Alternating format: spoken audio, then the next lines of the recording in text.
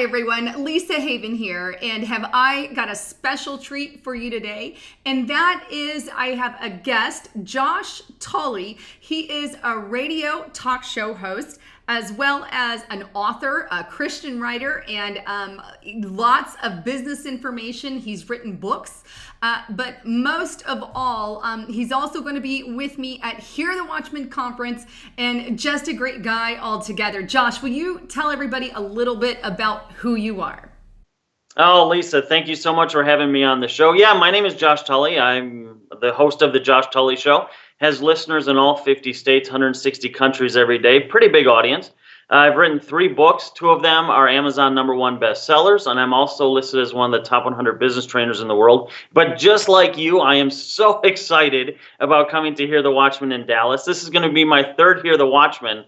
Every one of them is different. Each one is spectacular, and I expect nothing less from this one as well. Amazing. Now, I know your audience is over 16 million people, so You've got some mad information coming out, which is exactly why I brought you on. But I thought, considering Hear the Watchman, which is happening March 31st of this year, we're in 2017 officially, but March 31st through April 2nd, tons of major people are going to be there. I know people from Skywatch TV. You and I are going to be there. We have John B. Wells, L.A. Marzulli, many people, and this thing is going to be bombshell. And right now, just so you guys know, you can get it at a discount, $20 off by using the promo code HAVEN. But before we delve into our topic, which is going to be an economic secret, stuff that no one is talking about, because me and you, Josh, had a conversation prior about some of the stuff that I've never even heard discussed on an economic level. And I'm excited to get into that. But before we do, give a quick 2-minute or 1-minute thing on Hear the Watchman, why people need to go coming up in March, because this thing's amazing.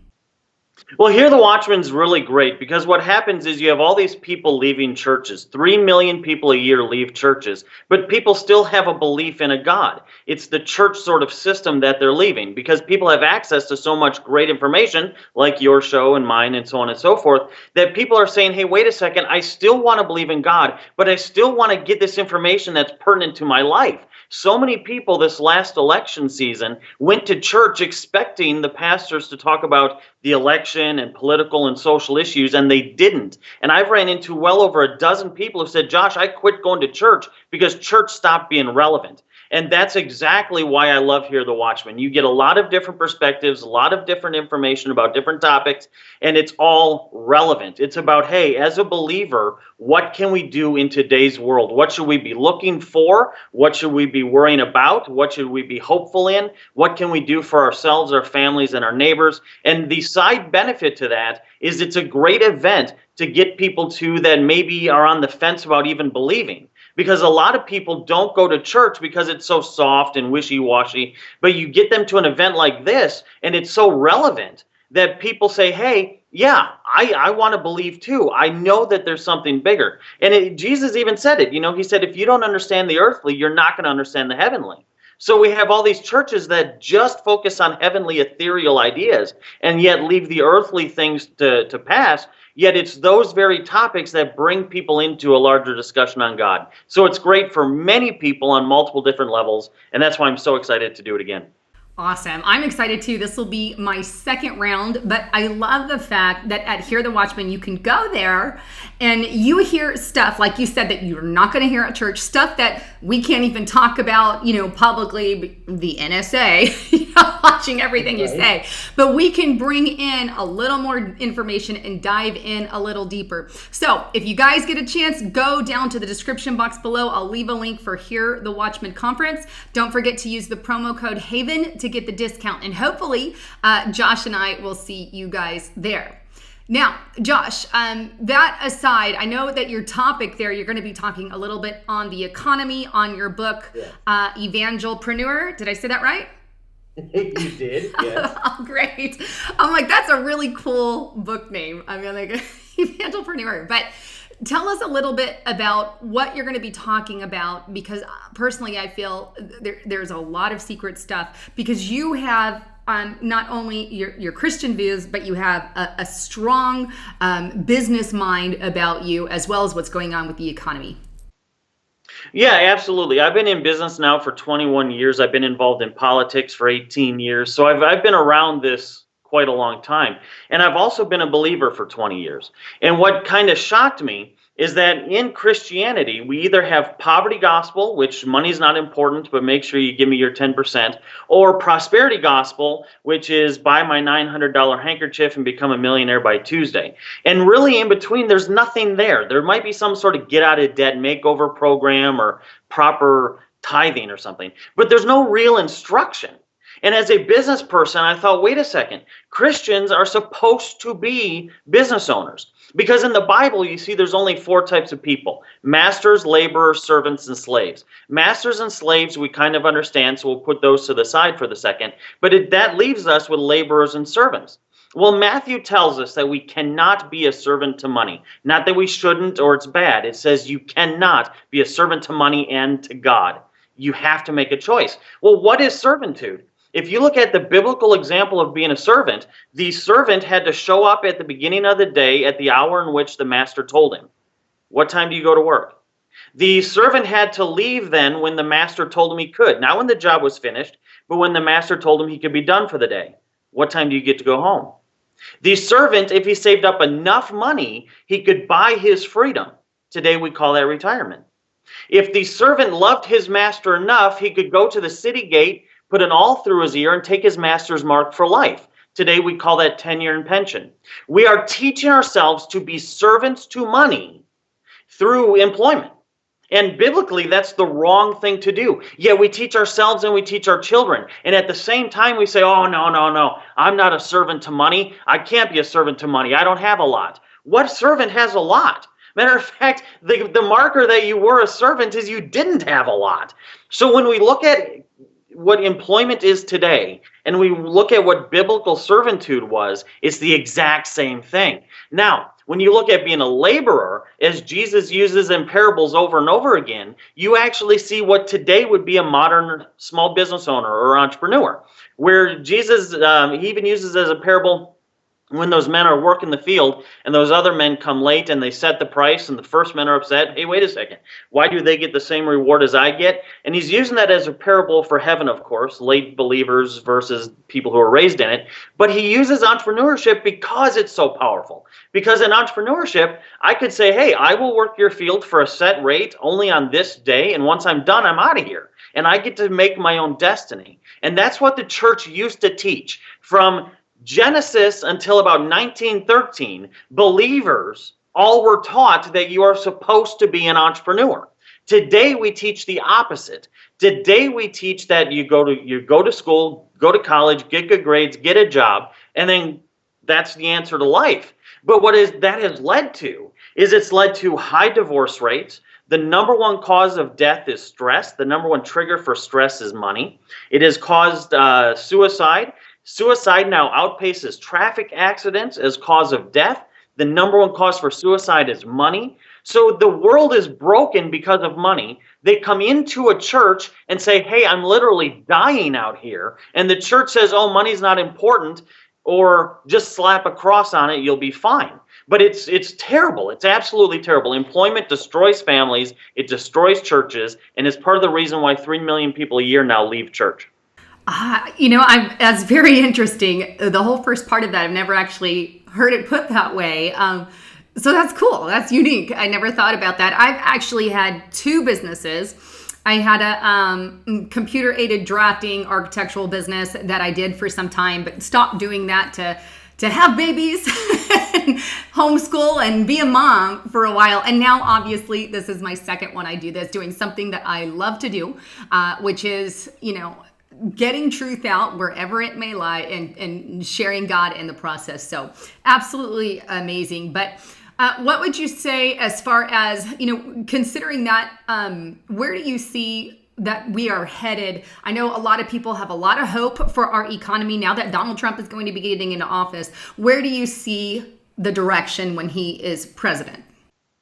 Well, it depends. There is hope. which means there is possibility. Some of his economic policies are absolutely wonderful. The fact that even the announcement of his election has raised the value of the dollar, it's raised employment, I mean, that's great. But what we have to keep in mind, and this is really important, is we have to get away from the employment-based system.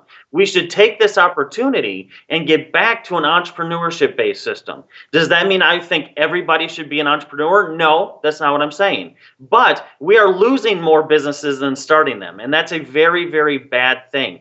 If we got back to a place where over half of this country was self-employed, we would never have to worry about what the minimum wage is. We would never have to worry about unemployment. That's where we have to get to. Matter of fact, Lisa, when I go speak, I have with me a textbook. It's a 7th grade textbook from 1929. Look at how little it is.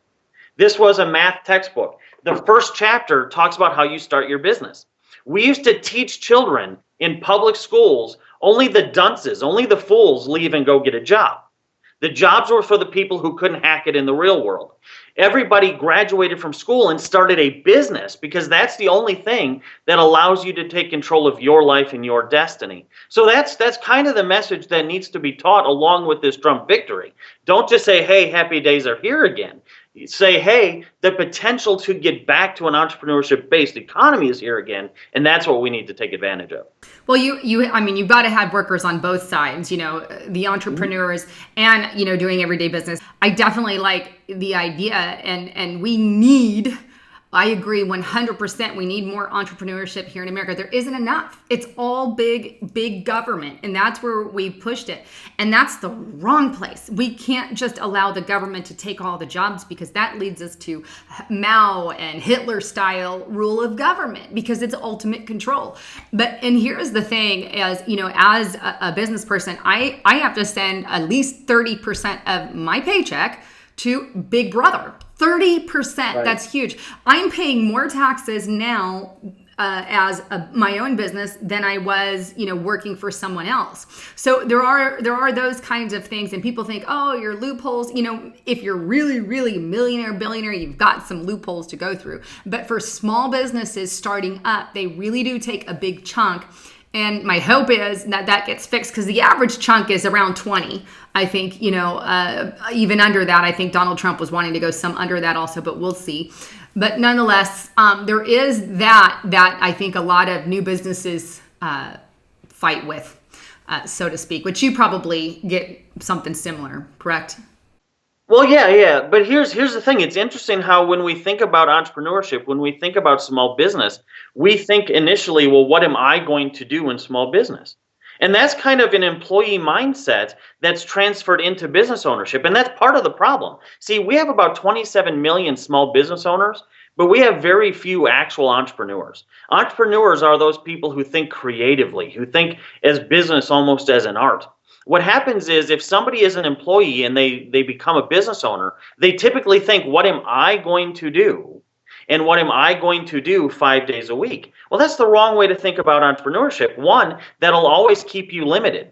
Two, that means you have to physically be able to do things. Well, what about the young, the poor, the infirm, the handicapped, whatever? And those people think, well, see, I can't take advantage of entrepreneurship. I'm 82 years old. So what? So what? See, real entrepreneurship is something that you can do 1 hour, 10 hours, 50 hours a week. It's up to you. And the best part is, you don't have to be the one who does it. And that's part of the key behind Evangelpreneur, the book, is taking away that myth of, well, if I get involved in this, I have to be the one who does it. And you bring up taxes. You're right. As a business owner, man, they hit us, and they hit us hard. But it is better to be an employee with a side business, because then you do get some write-offs, as just an employee. So even in that case, if you're going to stay an employee, having a side business as an entrepreneur, as a small business owner, is definitely an advantage for you. So everybody can take advantage of it in some way, shape, or form. But just like heaven, it says narrow is the way, right? Many are called, few will choose. Well, it's the same thing with entrepreneurship. The reality is, yes, not everybody can make it, but I'm not talking to everybody. I'm talking to the people who are smart enough to listen to your show, which means that they have this propensity to want to do better, to want to achieve and succeed and do what the Bible lays out for them. And the Bible clearly lays out that for most people, that path is biblically based entrepreneurship. Absolutely. And, I've got an amazing group of people out there that watch the show. You guys, I just love each and every single one of you. You're getting truth out. And what Josh said is absolutely right, 100%. With that, can you share any last thoughts on, I know that our economy is unstable right now and still on an unstable path. Is it fixable? I mean, I tend to lean on we're kind of past the point of no return, and at some point something's got to happen. But what is your take on that? Well, at some point, something does have to break. I mean, we're using a fiat currency with fractionary lending, and I'm sure a lot of your listeners know all about that sort of stuff. So that is an unsustainable sort of system. But part of the problem is also that we don't even use the right definitions. You see, there's a lot of talk about, well, is Donald going to start a trade war with tariffs if he implements tariffs on places like China? One, the media blew that out of proportion. He said that he would only implement tariffs if there was some sort of rigging of the system that was happening. Well, what China does right now is they'll make a product in mainland China, sell it to a sub-company offshore of China for zero profit, which allows them to import something for basically $0, which is why stuff is so cheap. Well, that's a rigged system. But here's the benefit to that. China, their largest customer is us. We love to talk about how China is this massive economy, and it is, but we have segments in our economy, just segments of our economy, that are as big as China's total economy. So China knows that if they lost us as a customer, they'd be bankrupt by noon tomorrow. So there's this, hey, if you're going to manipulate your currency, we put a tariff on you. That trade war would last about 3.5 seconds before it kind of came back into a stable position. The other thing that we have to do, though, Lisa, is get back to this idea of how much do we really need? What does it mean to be sustainable? What does it mean to be middle class? And I think this is a massive problem that both parties have ignored. I wrote an article, I think 5-6 years ago now, called The Practical Poverty Level. And what that article pointed out is if you take the 12 foundational expenses that most people have in their life, and it's in the article, but if you take those 12 foundational expenses, no greed, no excess, that's $70,000. And if we have time, I can read the list to you. But that's $70,000. See, the problem is we're teaching people, go out, get a college degree, go out and make $50,000. Well, you're $20,000 short. We teach people that middle class is 55. Well, then you're still $15,000 short. And there was an article that came out that said, well, we don't understand why $75,000 is the new happiness benchmark. Well, if they would have read my article, they would have understood, because basic life expenses now are 70 grand a year. And it's hard for people to fathom unless they actually take a look at the list.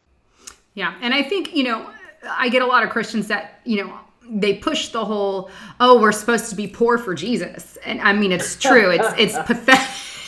But I don't think that that's what God entailed for his people. I mean, there is all spectrums of people, and I think God gives us an opportunity. What do you think? Oh, yeah, absolutely. And I never, in any of my seminars or my books, I never talking about an amount. I am not prosperity gospel. That's not it at all. But it's just gospel. And God says in his word that he gives us the ability to create wealth. And if we keep reading that paragraph, as a sign that his covenant is true. So when Jesus comes back and he talks about helping the poor, he says that the poor will always be among you. Well, simple 5th grade logic. It's an if-then equation, right? If the poor will always be among you, that means you are not the poor. But somehow we have twisted that and said, oh, we are the poor, we are the meek. No.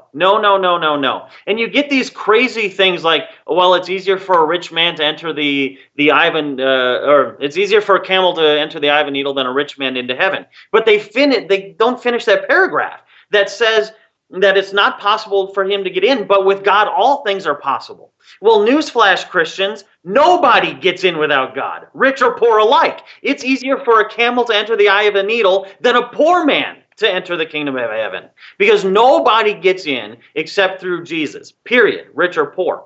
But that entire context of that story, that parable, he's talking about don't find your identity in money. And we've seen those people. That's why there's one case of the rich young ruler, one. In every other case through the Bible, wealth is called a blessing. God did not say to Abraham, Abraham, I curseth thee with increased flocks. I curseth thee with increased servants and tents. No, he says, I bless thee.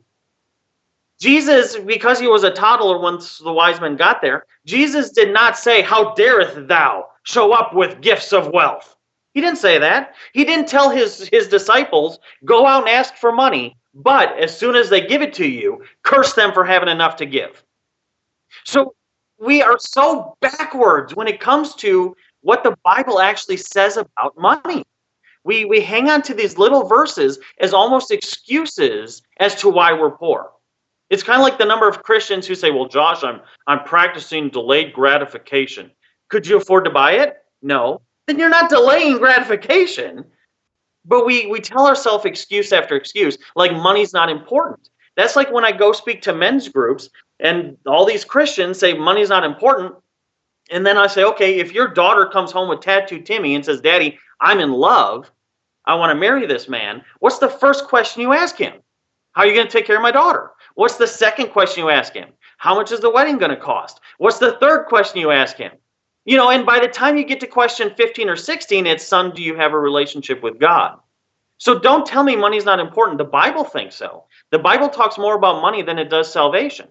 So we, as believers, when we don't, we're actually missing the number one opportunity to evangelize to a broken, hurting world. I agree. That's very well put. With that, Josh, can you share any final information on your website, where people can find you and all of that? Yeah, so my show airs daily, Monday through Friday, 9 to 11 a.m. Central Standard Time on stations all across the country. So just Google it. I have a YouTube channel too, the Josh Tolley channel, I think. Go and get Evangelpreneur, Amazon #1 bestseller on Amazon. And I think that's it. Well, no, actually, matter of fact, let's do this, Lisa. I will give everybody who listens to your show 1 free month of our Purple Monkey University, which is our entrepreneurship training. If they go to purplemonkeyuniversity.com and put in the discount code Happy New Year, the first month is on me. Awesome. I'll leave a link for all of that below with the promo code. What was that again? Go to purplemonkeyuniversity.com and the promo code is Happy New Year, all one word. Happy New Year. Awesome. I will leave that. Thanks, Josh. That's cool. So with that, thank you guys again for tuning in. Please also don't forget to check out information on hearthewatchman.com. Josh and I would love to meet all you guys. And we'll have that opportunity on March 31st through April 2nd at the Hear the Watchman conference. You can buy tickets. And there's also a discount code Haven on that. So please make sure you plug that in to get a $20 discount. Well, thanks again for tuning in. This is Lisa Haven and Josh Tolley signing off.